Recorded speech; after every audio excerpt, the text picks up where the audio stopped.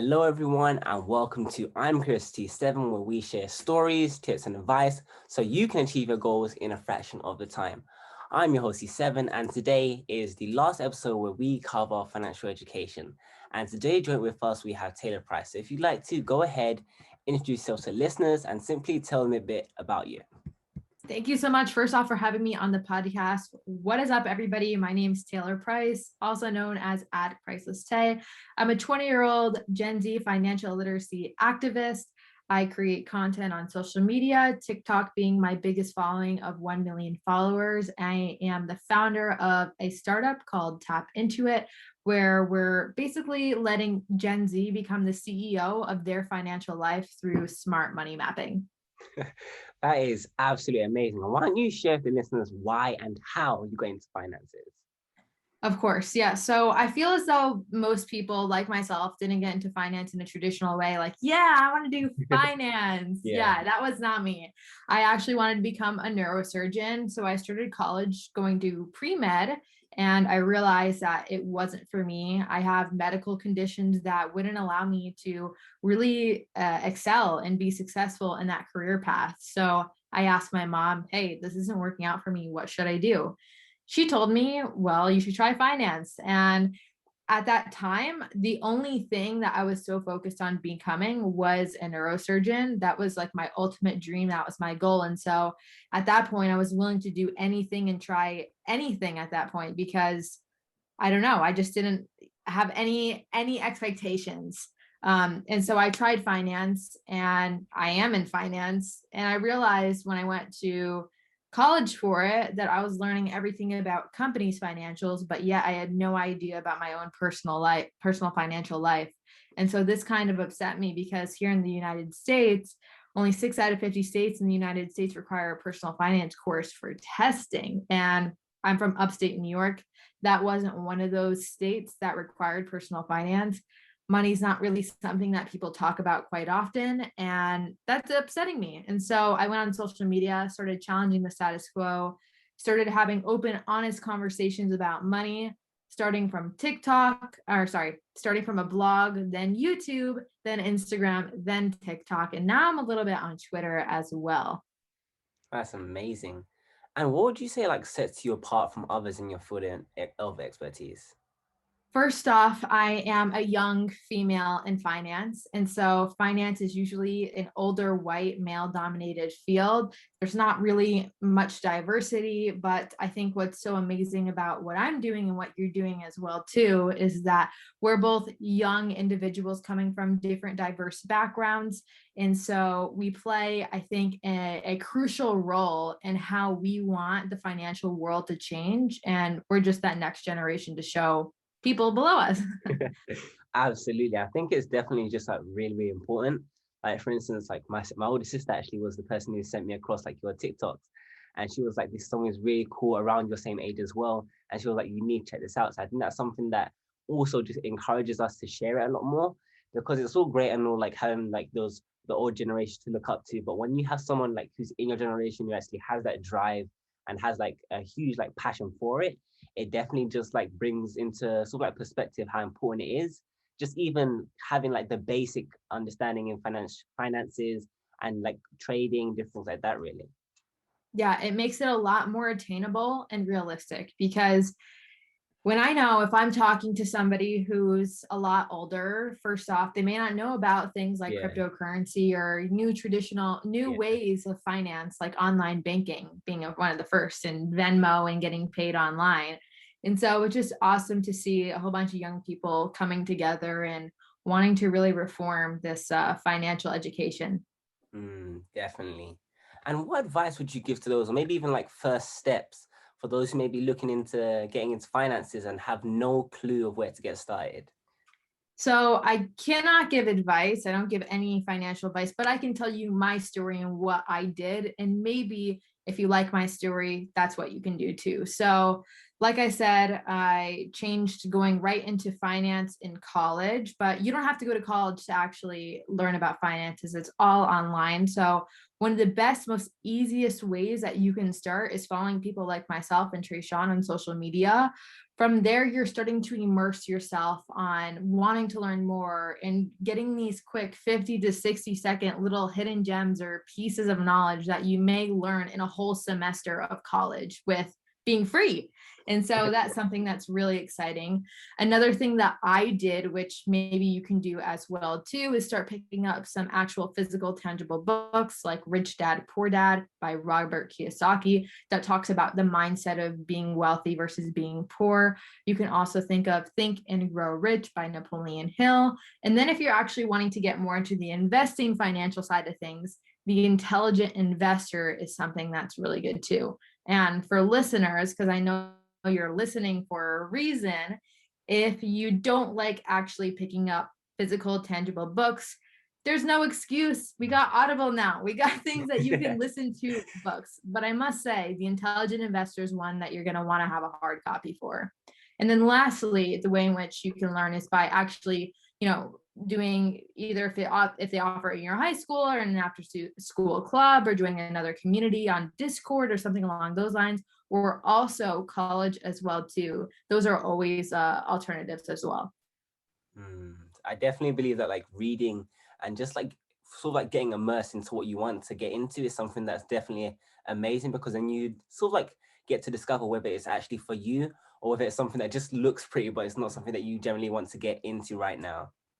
Right. Yeah, 100% true. Like my FYP on TikTok, my For You page, is all about entrepreneurship, educational videos, financial videos, and I'm even learning till this day on different tips and tricks that I had even no idea about. And so it's absolutely awesome to follow a diverse group of people so you can learn about different things.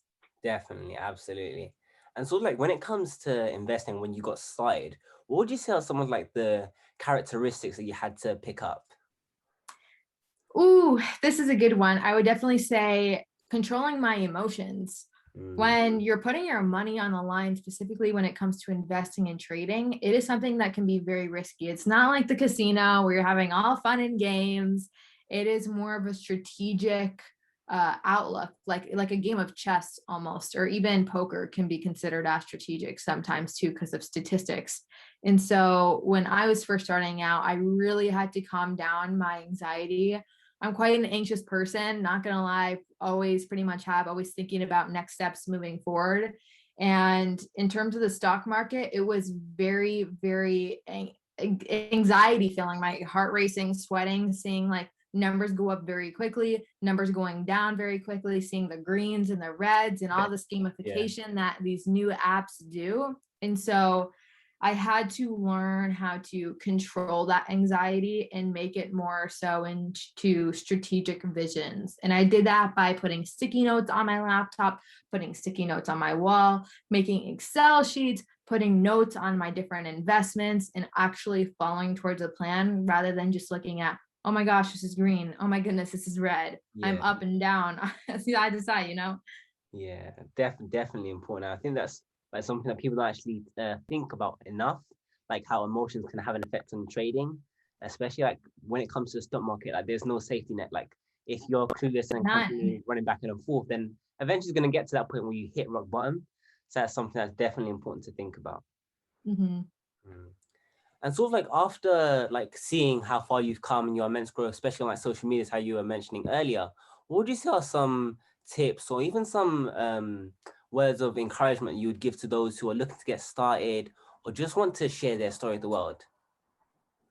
Start today. There's no better time than starting investing. And the reason why is because Albert Einstein said compound interest is the eighth wonder of the world. And let me break this down what he's actually saying. So typically the stock market returns an average of 8 to 12% per year. So let's say you're putting in $1,000 into an index fund you may be respecting an 8% return. So you have 1,000 plus that 8%, and you're increasingly making this snowball effect of compound interest. So the next year you're making $1,080 or whatever it is, increasingly another 8% of that. And then it just literally just continually increases and grows. And by the time you're 40, 50, 60, ready for retirement, boom, you can become a millionaire. So it doesn't matter if you're young,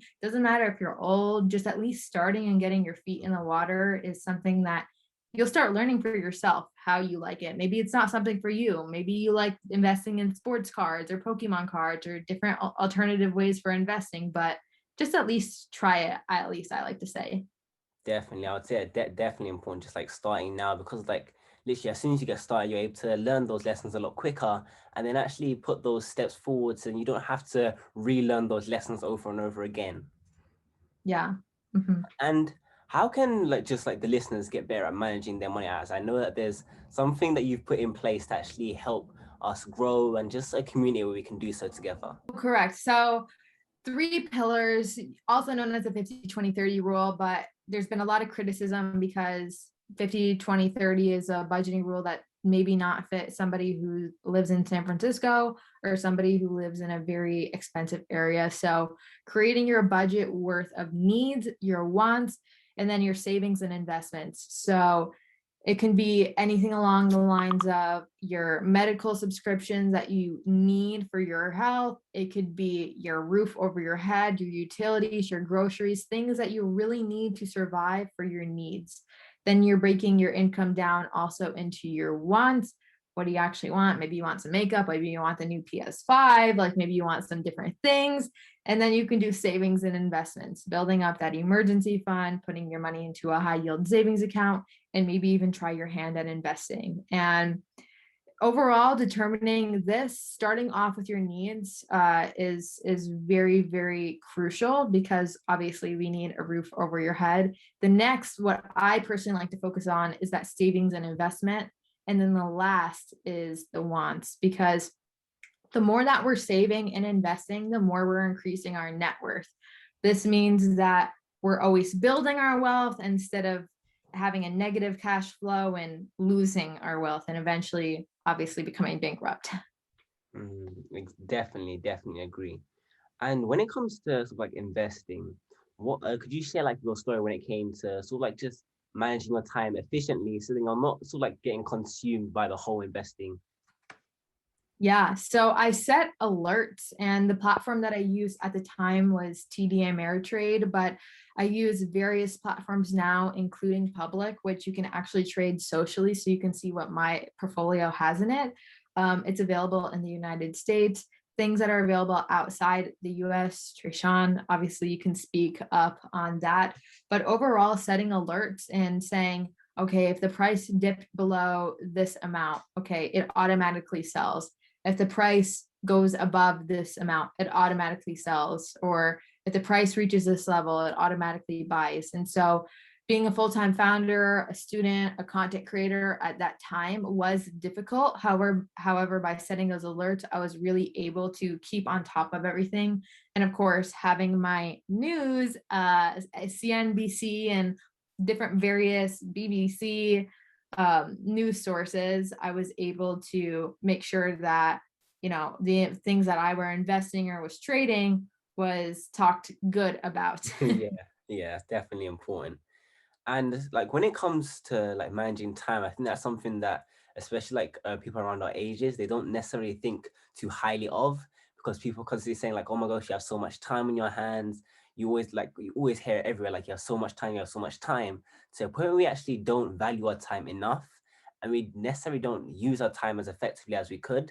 So I definitely think about like having alerts, having those alarms here and there, just to make sure you're keeping on track and actually consistently growing, is something that's definitely important, especially in like attaining those goals and putting those next steps in place as well.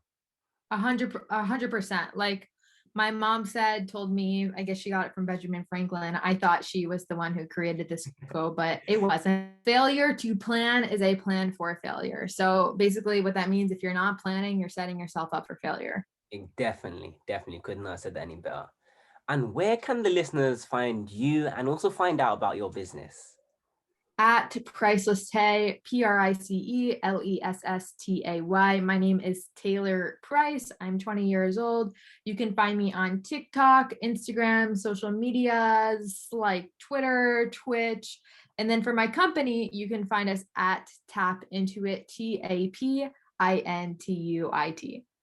Amazing. And for those of you listeners, they'll be popping up on the screen. Also, the links will be in the description.